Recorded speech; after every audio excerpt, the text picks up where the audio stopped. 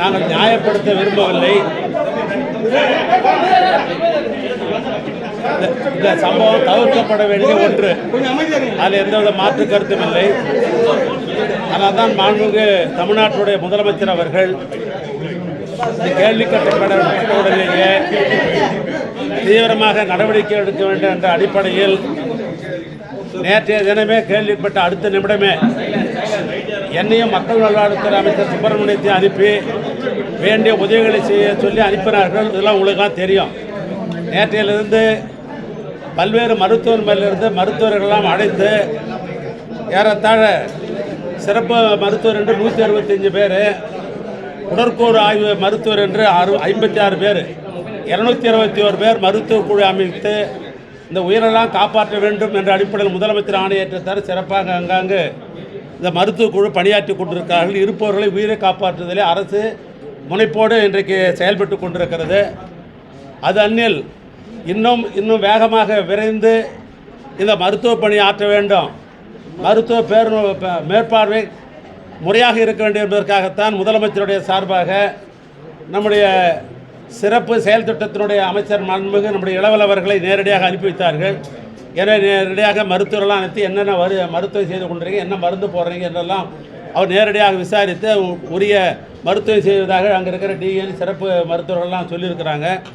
மேலும் அவங்க வேகமாக விரைந்து அந்த பணியில் ஈடுபட வேண்டும் என்று சில ஆலோசனைகள்லாம் வழங்கியிருக்கிறார்கள். எனவே அந்த அடிப்படையில் அரசை பொறுத்தளவிற்கு உயிரை காப்பாற்ற வேண்டும் என்பதிலே 100% அதற்காக முனைப்போடு செயல்பட்டு கொண்டிருக்கிறோம். ஆனாலும் முதலமைச்சர் அவர்கள் இந்த சம்பவத்திற்கு இங்கே இருக்கிற காவல்துறை முறையாக பணியாற்றியிருந்தால் இப்படி நடைபெற்றிருக்காது என்று எண்ணிய காரணத்தினால்தான் நேற்று மாவட்ட காவல்துறை கண்காணிப்பாளர் அவர்களை தற்காலிக பணி செய்தோடு மட்டுமல்ல, அதிலே பணியாற்றுகின்ற கலால் துறையைச் சேர்ந்த அதாவது துணை கண்காணிப்பாளர், ஆய்வாளர்கள், எஸ்ஐஏ, ரைட்டர் முதல் கொண்டு 10க்கும் மேற்பட்டவர்களை நேற்று தற்காலிக பணி நீக்கம் செய்யப்பட்டிருக்கிறது. மாவட்ட முழு நிர்வாகத்தையும் பார்க்கிற மாவட்ட ஆட்சித்தலைவர் மாற்றம் செய்யப்பட்டிருக்கிறது.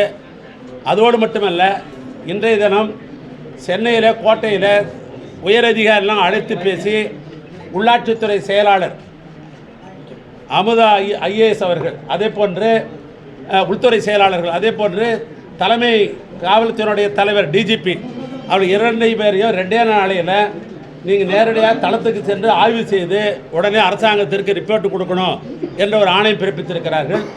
அது அந்நில் நீதித்துறையின் சார்பாக ஓய்வு பெற்ற நீதிபதி மோகன்தாஸ் அவர்களை கோகுல்தாஸ் அவர்களை ஒரு விசாரணைக்கு குழு அமைத்து அவர் மூலமாக இந்த விசாரணை குழுத்து அந்த விசாரணையும் மேற்கொள்ள சொல்லியிருக்கிறார்கள். ஆக தொடர்ந்து அரசின் சார்பாக இந்த பணிகள் எல்லாம் விரைந்து செய்யப்பட்டு கொண்டது ஒரு பக்கம்.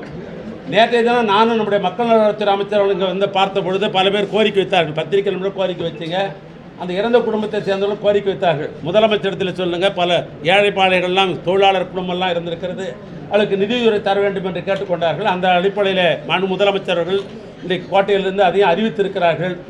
ஒரு குடும்பத்திற்கு, இறந்தவர் குடும்பத்திற்கு 10 லட்சம் ரூபாய் என்ற அடிப்படையிலும், பாதிக்கப்பட்டிருக்கிற குடும்பங்களுக்கு 50,000 என்ற அடிப்படையிலும் அறிவிப்பு செய்யப்பட்டதோடு மட்டுமல்ல, அவர்கள் நம்முடைய சிறப்பு திட்டத்தினுடைய அமைச்சராக இருக்கிற நம்முடைய மாண்புமிகு அமைச்சருடைய திருக்கரத்தாலே அந்த குடும்பம்லாம் நேரடியாக பார்த்து விசாரணை பண்ணி கொடுக்கணும்னு சொன்னாங்க. அந்த அடிப்படையில் அந்த செக்கு இங்கே 27 குடும்பங்களுக்கு இப்பொழுது இங்கே கொடுத்துருக்குறோம். ஏனைய குடும்பங்களுக்கு தொடர்ந்து அந்த சில இடங்களில் கொண்டு நேரடியாக கொடுப்பதற்கு வேண்டிய பணிகள்லாம் இங்கே தொடர்ந்து நடைபெற்று கொண்டிருக்கிறது. இந்த மருத்துவமனை பொறுத்தவரைக்கும் இந்த சம்பவத்துக்கு மேலே 132 பேர் இங்கே அட்மிட் ஆனாங்க. அதில் இப்பொழுதும் 94 பேர் அங்கே நோயாளியாக இருந்து அதுக்கு மருத்துவம் நடைபெற்று கொண்டிருக்கிறது. இறந்தவர்கள் எண்ணிக்கை என்று எடுத்துக்கொண்டால் 38 பேர் இறந்திருக்கிறாங்க. கள்ளச்சாராயம் இது போன்ற சம்பவங்கள் நடைபெறாமல் இருக்கிறத கண்காணிக்க வேண்டிய எம்எல்ஏக்கள் மேலே நடவடிக்கை எடுக்கப்படுமா? இல்லை, இப்போ யாராக இருந்தாலும் சரி, இல்லை கட்சி எம்எல்ஏலாம் கிடையாது. சட்டத்துக்கு முன்னால் எல்லாம் ஒன்று தான். யார் தவறு செய்திருந்தாலும் அது இந்த சிபிசிஐடி என்கொயரி வந்ததுன்னு சொன்னாக்கா அவங்க மேலே கட்டாயம் முதலமைச்சர் நடவடிக்கை எடுப்பார். ஒன்று. ரெண்டாவது, சட்டமன்ற உறுப்பினர்கள் நேரடியாக முதலமைச்சரை பார்த்து அல்லது மாநிலத்தில் இருக்கிற அதிகாரி, காவல்துறை அதிகாரியை பார்த்து, மாவட்டத்தில் இருக்கிற அதிகாரியை பார்த்து அவர் கடிதம் கொடுக்கறதுக்கு அதை வந்து நிவாரணம் கேட்பதில் அவங்களுக்கு உரிமை உண்டு, மக்கள் பிரதி என்கிற காரணத்தினால். அதுமாரி கொடுக்கப்பட்டதெல்லாம் கட்டாயம் நாங்கள் வந்து நிவாரணம் செய்து தான் இருக்கிறோம். அந்த குற்றங்களை கலந்து கொண்டு தான் இருக்கிறோம். சட்டப்படி நாங்கள் நடவடிக்கை எடுத்துக்கொண்டு தான் இருக்கிறோம். காவல்துறை சார்பில் மறைமுகமாக வந்து அரசியல் அழுத்தம் அதிகமாக இருக்குன்னு சொல்கிறாங்க. அரசியல் அழுத்தம் என்னால் ஒரு பிடிச்சிட்டு வந்தால் இல்லை, அது பேச்சு வாக்கில் போனால் நான் சொல்ல முடியாது. அது வந்து ஆதாரபூர்வமாக நீங்கள் புகார் அடிப்பில் கொடுத்தா கட்டாயம் என்கொயரி பண்ணும், அதுக்குரிய நடவடிக்கை எடுத்து முடிச்சுக்கலாம். பாதகம் செய்பவரை கண்டால் நாம் பயங்கொள்ளலாகாது பாப்பா, மோதி மிதித்து விடு பாப்பா, அவர் முகத்தில் உமிழ்ந்து விடு பாப்பா. அண்மை செய்திகளை உடனுக்குடன் தெரிந்து கொள்ள இணைந்திருங்கள் இயம்நாடு தொலைக்காட்சியுடன்.